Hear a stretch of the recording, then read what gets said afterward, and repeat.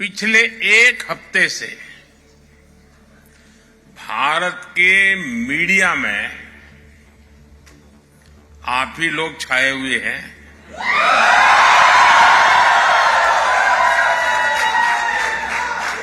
Poland के लोगों की खूब चर्चा हो रही है और पोलैंड के विषय में भी बहुत कुछ बताया जा रहा है।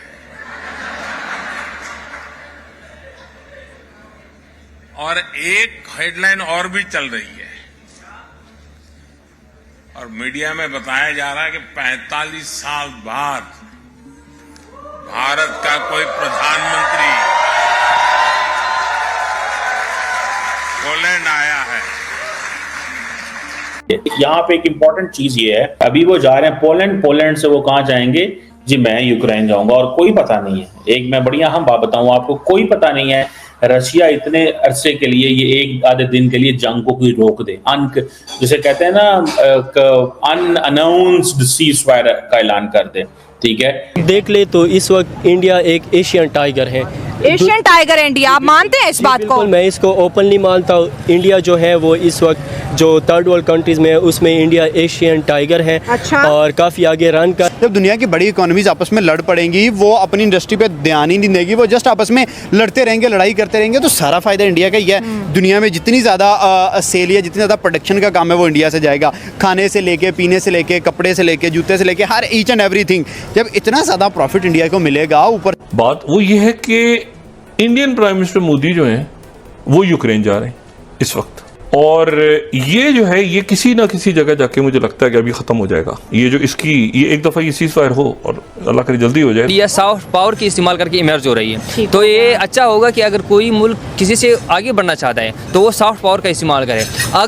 अगर वो किसी न्यूक्लियर वेपन की तरफ जाते हैं तो जाहिर बात है उनको भी नुकसान होगा। और ये विजिट बहुत इंपॉर्टेंट है। मिलने इसका मतलब ये होता है कि मोदी साहब का कोई भी दौरा सिर्फ टॉक ऑफ द टाउन नहीं होता, टॉक ऑफ द वर्ल्ड होता है।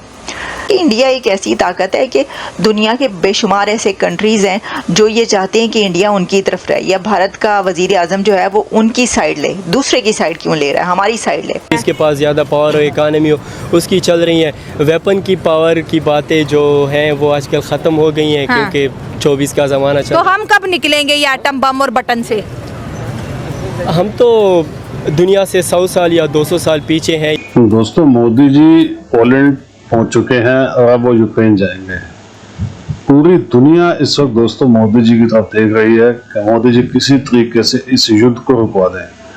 दोस्तों, आज अमेरिका और यूरोप बहुत परेशान है इस युद्ध की वजह से, क्योंकि उनको भी अरबों डॉलर का नुकसान हो रहा है। आप देख ही रहे हैं कि किस तरह यूक्रेन को उनको हथियार देने पड़ते हैं, उसकी मदद करनी पड़ती है। ये सारा खर्चा यूरोपियन कंट्रीज उठाती है, अमेरिका उठाता है, लेकिन रशिया अकेले ही लड़ रहा है, वो अपना तेल बेच रहा है। लेकिन बहुत नुकसान हो रहा है दोस्तों, दुनिया के अंदर महंगाई बहुत ज़्यादा हो चुकी है। इसलिए पूरी दुनिया ये चाहती है कि ये जो लड़ाई है ये रुक जाए, ये युद्ध रुक जाए। मोदी जी जा रहे हैं, इसीलिए सारी दुनिया इस पर नज़र गड़ाए बैठी है कि किसी तरीके मोदी जी जाके ये युद्ध रुकवा दें, क्योंकि मोदी जी वो पावरफुल इंसान है जिसकी बात पुतिन कभी नहीं टालेगा, और जेलेंस्की की तो खैर औकात ही नहीं है इतनी। आप क्या समझते हैं दोस्तों? प्लीज़ कमेंट्स करके बताइएगा। वीडियो को पूरा देखिएगा, वीडियो को लाइक कीजिएगा और चैनल को सब्सक्राइब जरूर कीजिएगा। Thank you very much. दोस्तों, भारत के वजीर आजम Narendra Modi Poland and Ukraine का दौरा कर रहे हैं, और मज़े की बात यह है कि पिछले महीने ही तो अभी वो रशिया गए हुए थे। बहुत सारे दोस्तों का ये कहना है कि नरेंद्र मोदी इस पोजीशन में मौजूद हैं कि वो चाहें तो भारत एक ऐसा रोल अदा कर सकता है जिसमें यूक्रेन और जो रशिया के मामलात हैं वो करीब लाए जा सकते हैं। ये क्योंकि चाइना के पास वो रोल मौजूद नहीं है, क्योंकि अमेरिकन पसंद नहीं करेंगे, और गो के इस वक्त यूरोप के अंदर से बहुत सारी ऐसी आवाज़ें आ रही हैं, और वो आवाज़ें यही हैं कि हमें इस जंग को बंद करना चाहिए। यहाँ पे एक इम्पॉर्टेंट चीज़ ये है, अभी वो जा रहे हैं पोलैंड से वो कहाँ जाएंगे जी? मैं यूक्रेन जाऊंगा और कोई पता नहीं है। एक मैं बढ़िया हम बात बताऊं आपको, कोई पता नहीं है रशिया इतने अरसे के लिए, ये एक आधे दिन के लिए जंग को कोई रोक दे, जिसे कहते हैं ना अनअनाउंस्ड सीज फायर का ऐलान कर दे। ठीक है, until and unless के यूक्रेन की फोर्सेस उन पे हमला ना करें। और ये विजिट बहुत इम्पॉर्टेंट है।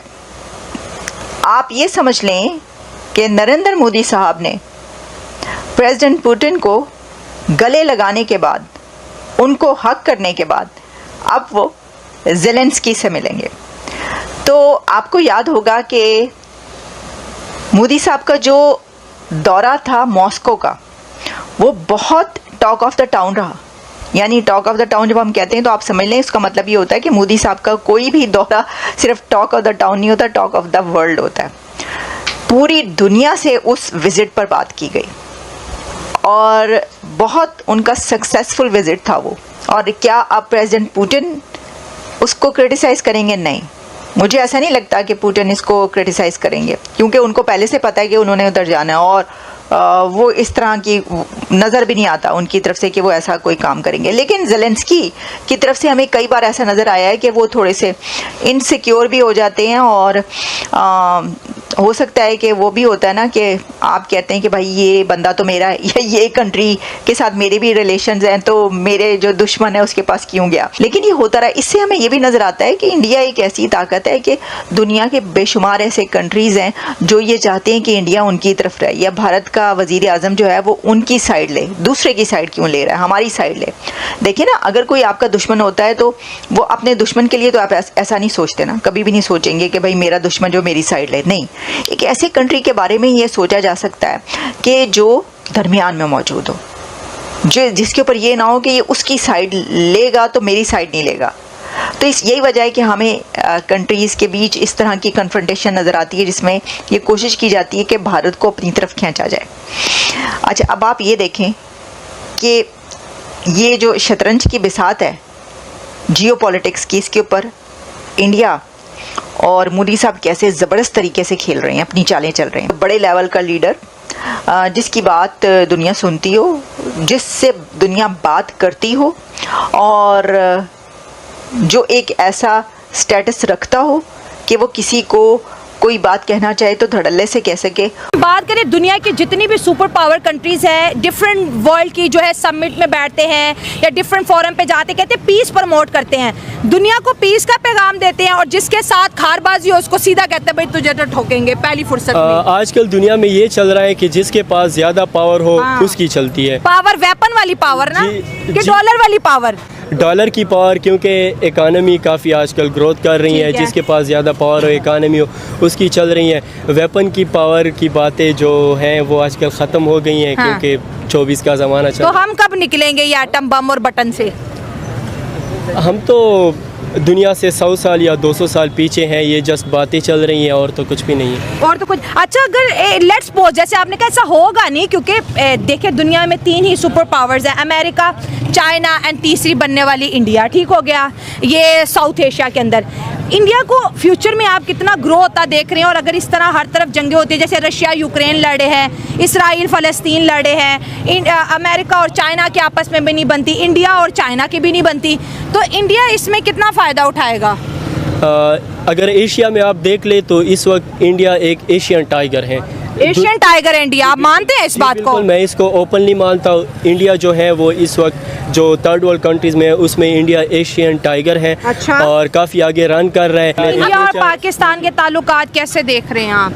इंडिया पाकिस्तान के ताल्लुकात के बारे में तो मैं ये कह सकता हूँ कि अगर पाकिस्तान में कुछ पीसफुल पार्टीज़ आए और इंडिया में, तो इंशाल्लाह हमारे ताल्लुकात अच्छे हो सकते हैं। और मैं इंडिया को एक दुश्मन नहीं समझता। मैं चाहता हूँ, समझना भी नहीं चाहिए भाई, पड़ोसियों को क्यों दुश्मन समझे? क्योंकि अगर आप अमेरिका को देके, आप फ्रांस को देके, आप इंग्लैंड को देके, आप चाइना को देके, आप रशिया को देके, यूरोप के अंदर की लड़ाइयाँ देख लें, आप किसी भी स्टेट को देके, सारे बड़े कंट्रीज हैं वो अपने दुश्मनों, अपने नाइबर को दुश्मन नहीं समझते। एक पाकिस्तान है, एक तरफ हमने अफगानिस्तान को दुश्मन बनाया है तो दूसरी तरफ ईरान को बनाया है, एक तरफ इंडिया को बनाया है। हर तरफ से हमने खुद के लिए मसले खड़े किए हैं। अगर आप इसे देखे जाए ना, आप लोगों को पता होगा कि एक हार्ड पावर है और एक सॉफ्ट पावर होती है। तो अभी अगर हम इंडिया की उसमें देखें तो वो सॉफ्ट पावर इस्तेमाल करके इमर्ज हो रही है। का दावा है कि हम तीसरी टर्म में वर्ल्ड की थर्ड बड़ी पावर होंगे, तो अब अगर इस तरह की दुनिया की पॉलिटिक्स में चेंज आ रहा है तो इंडिया की तो बात पूरी हो रही है। जी अभी वो लड़ाई में नहीं है किसी के साथ। जी अगर वो एक क्लेम कर रही है कि हम ये बनने जा रहे हैं तो हो सकती है, अगर हम इस बात को देखें तो फिर ये वाज़े नज़र आ रही है कि अगर ये दोनों जो अभी लड़ पड़ते हैं, हम जो हम देख रहे हैं या जो दिख रहा है बाहर दुनिया को, तो ये इंडिया सॉफ्ट पावर इस्तेमाल करके अपने आप को इमर्ज कर रही है। करीब 900 दिन हो गए हैं इस लड़ाई को चलते हुए। एक ही उम्मीद है हमारी कि मोदी जी आए और इनके बीच में सुलह कराएं। ये हमारा विश्वास है कि वो ही ये काम कर सकते हैं और कोई नहीं कर सकता काम। जहाँ चाह है वहीं राह है, तो इस तरह से कोई राह नहीं निकलेगी, वो हमें लगता है सिर्फ मोदी जी ही कर सकते हैं। उनके आने से कुछ पॉजिटिव सॉल्यूशन निकलेगा। His thoughts are the best thoughts for Russia, for Ukraine and for message for all of the world. ये बहुत ही हिस्टोरिकल मोमेंट है। 91 के बाद अब 33 साल के बाद कोई पहले प्रधानमंत्री हैं जो हमारे देश यूक्रेन आ रहे हैं, तो ये एक बहुत हर्ष उल्लास का माहौल है हमारे भारतीयों के बीच, क्योंकि करीब 900 दिन हो गए हैं इस लड़ाई को चलते हुए। अब इस पे वक्त आ गया है कि इसको खत्म होना चाहिए, क्योंकि या तो ये एस्केलेट होगी तो थर्ड वर्ल्ड वॉर की तरफ जाएगी, और नहीं तो इसको अभी बंद होना चाहिए। बंद कराने के लिए एक ही उम्मीद है हमारी कि मोदी जी आए और इनके बीच में सुलह कराएं। बहुत ही हर्ष उल्लास का माहौल है हमारे बीच में। हमें तो बहुत खुशी हुई कि मोदी साहब यहाँ पर आ रहे हैं। मैं तो ये समझता हूँ कि उनके चरण जहाँ पड़ते हैं वहाँ खुशहाली होती है, और मेरा ये मानना है कि जैसे एक देवलोक से कोई देवता आ रहे हैं यहाँ पर, और यहाँ पर आके वो जरूर एक ऐसा काम करेंगे जैसे हम लोग सब जने सुखी हों, क्योंकि इस टाइम वॉर के टाइम हम सब जने बहुत दुखी हैं, और हम चाहते हैं कि यहाँ पर खुशहाली हो और प्रॉस्पेरिटी आए यहाँ पर, जैसे पहले वॉर से पहले थी वैसे प्रॉस्पेरिटी आए। इस दौरे से क्या उम्मीद रखते हैं आप? इस दौरे से हमें बहुत उम्मीद है मोदी जी से कि मेडिएशन का बीच का काम तो चलो हमने सुना था वो नहीं करेंगे, लेकिन वो कुछ ऐसा करें कि ये लड़ाई रुक जाए, और ये हमारा विश्वास है कि वो ही ये काम कर सकते हैं और कोई नहीं कर सकता काम। वो इसलिए क्योंकि उनके कदम, मैंने शुरू में बोला, जहां पड़ते हैं वो शुभ है। आप जब वो सीएम थे गुजरात से, और जब अब इंडिया जहां तरक्की कर गया है वो देखो, बड़ा फर्क है। और उसके बाद उन्होंने जो श्री राम जी के वहां अयोध्या जी में देखो, वो उनका इंतजार कर रही थी अयोध्या जी, जब मोदी जी बने और उनके हाथ से सब कुछ हो। हम बहुत खुश हैं पहले तो कि श्री मोदी जी यहाँ आ रहे हैं, और ऑफ कोर्स हम लोग चाहेंगे कि वो इस 900 दिनों की जो वॉर है उसे विश्राम लगाएं या उन पे ख़त्म करें, ताकि सब भारतीय प्लस यूक्रेनियन जो लाखों लोग बेघर हुए हैं यहाँ से, और वो वापस अपने घर आएं और अपना जीवन फिर से स्टार्ट करें। क्योंकि मेरे हिसाब से यूक्रेन एक ऐसी जगह है जो इंडिया के लिए महत्वपूर्ण है, क्योंकि यहाँ पे जो यूक्रेनियन और भारत का बिजनेस है वो वॉर से पहले लगभग 1 बिलियन से ऊपर रहा है, और वो वापस से हो, जिसमें साइंस एंड टेक्नोलॉजी है, डिफेंस सेक्टर्स हैं, एजुकेशन सेक्टर हैं। हमारे पास काफ़ी लाखों डॉक्टर्स जो हैं यहाँ से पढ़ के इंडिया जाके अपनी सेवा देते थे और लाखों ज़िंदगियों को बचाते थे इंडिया में, और ताकि ये वापस शुरू हो जाए, बिकॉज वॉर के बाद यहाँ पे ये सब कहीं गुना कम हो चुका है, और वॉर के स्टॉप होने से ये सब वापस शुरू होगा। और हमारी यही उम्मीद रहेगी कि श्री मोदी जी आएँ और इस वॉर की जो क्राइसिस हैं उसे रोके, बातचीत स्टार्ट हो, क्योंकि जहाँ चाह है वहीं राह है। तो इस तरह से कोई राह नहीं निकलेगी, वो हमें लगता है सिर्फ मोदी जी ही कर सकते हैं। हम बहुत उम्मीद के साथ उनका स्वागत करेंगे यूक्रेन में, कीव में। ये हमारे लिए भी हिस्टोरिकल विजिट हम इन्हें मानते हैं, क्योंकि इतने सालों से हमारे कोई भी पीएम हमारे इस कंट्री में नहीं आए हैं, और यहाँ के लोग इस चीज़ के लिए बहुत उम्मीद लेके रखे हैं कि उनके आने से कुछ पॉजिटिव सॉल्यूशन निकलेगा। एक्सपेक्टेशंस तो ये है, सबसे पहली बात कि वॉर खत्म हो, एक कुछ सॉल्यूशन निकले कि वॉर बंद हो, साथ में हमारे दोनों कंट्री के बीच में फ्रेंडशिप स्ट्रांग हो, इकोनॉमिकली भी, हम एक दूसरे को सपोर्ट कर पाए। और यहाँ पे भी बहुत सारे इंडियंस हैं जो इस उम्मीद में हैं कि कुछ पॉजिटिव रिजल्ट निकले उनके आने से।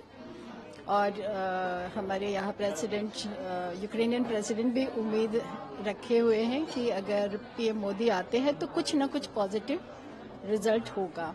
दोनों कंट्री के रिलेशनशिप में भी एक नया अध्याय खुल सकता है। बना है पिछले 34 साल से, तो ये पहली बार ही हिंदुस्तान के प्राइम मिनिस्टर यूक्रेन में आ रहे हैं। सो of course it's a historic moment. और ऐसे टाइम में, वॉर के टाइम, उनका यहाँ पे आना, of course it's a very big thing for the Indians even staying here and even for the Indians image in the world.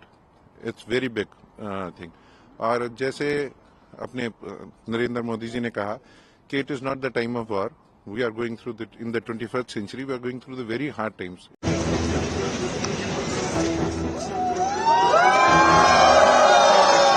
कहीं युद्ध हो तो भारत कहता है humanity.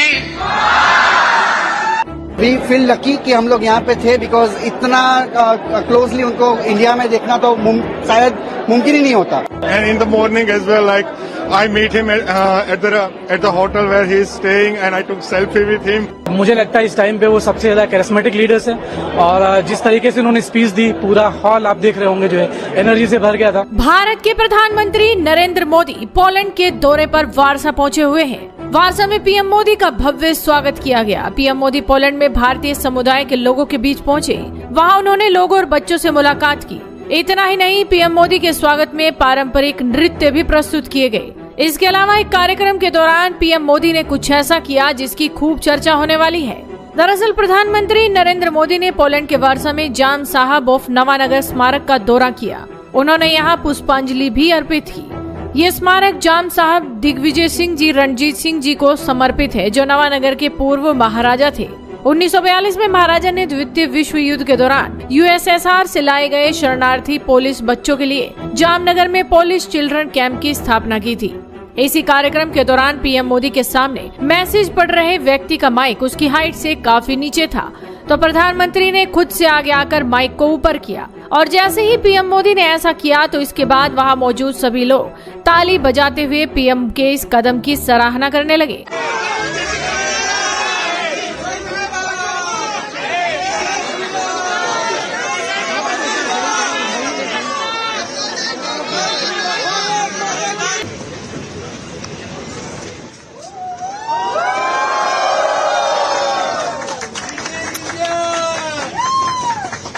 To my Polish brothers and sisters, much treasured Polish relatives, I'm truly overjoyed to learn that Prime Minister of India, Shri Narendra Modi, is visiting Poland and also interacting with my extended family in Poland.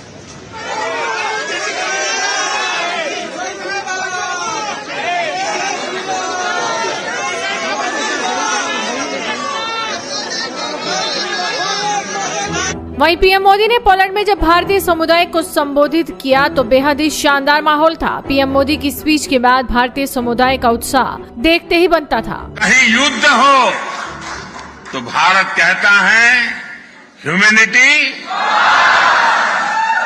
और इसी भाव से भारत दुनिया भर के नागरिकों की मदद करता है।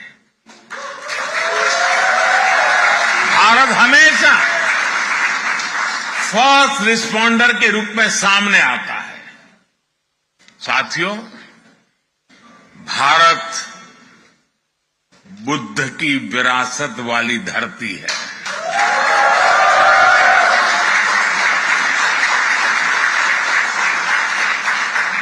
और जब बुद्ध की बात आती है तो जो युद्ध नहीं, शांति पर विश्वास करती है।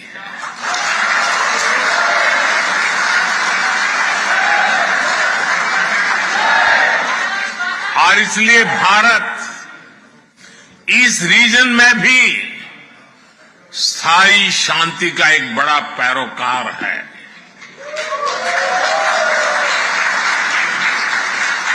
वी फील लकी कि हम लोग यहाँ पे थे, बिकॉज इतना क्लोजली उनको इंडिया में देखना तो शायद मुमकिन ही नहीं होता। And in the morning as well, like I meet him at the hotel where he is staying, and I took selfie with him. मुझे लगता है इस टाइम पे वो सबसे ज्यादा कैरिस्मेटिक लीडर्स हैं और जिस तरीके से उन्होंने स्पीच दी पूरा हॉल आप देख रहे होंगे जो है एनर्जी से भर गया था। सबसे बढ़िया हमको ये लगा कि उन्होंने जिस तरीके से स्टैटिस्टिक्स बताया कि हम कितने आगे हैं, वो हमें बहुत अच्छा लगा।